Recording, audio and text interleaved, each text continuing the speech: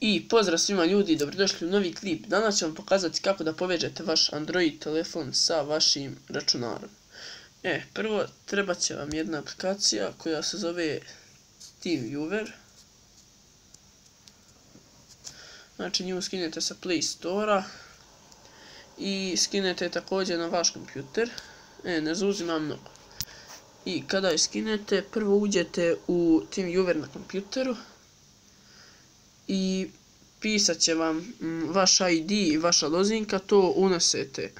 Ovdje unesite vaš ID adresu. Ja sam svoj unio.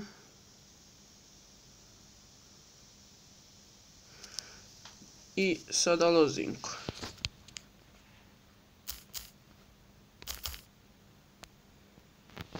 Pritisnete gotovo.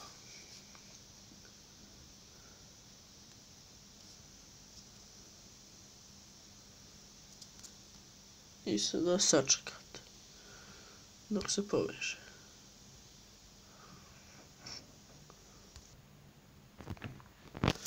I evo ga, kada vam se povezalo, bit će vam ovako crni ekran, vi samo odmaknete.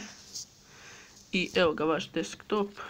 Znači, slika desktopa će biti crna. Ja skidam igricu preko torrenta, a laptop sam ostavio u drugoj kući, tako da ne znam kada će mi se skinuti i zato sam ovo i uradio i odlučio sam pravo da snimim klip.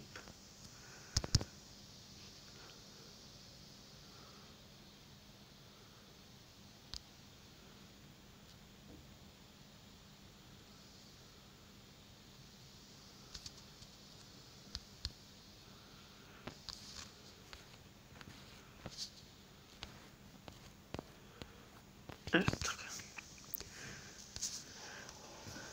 I to je bilo to u ovom klipu. Ako vam se svidio, ostavite like i sub. Bližimo se 2000 pregleda. Vidimo se.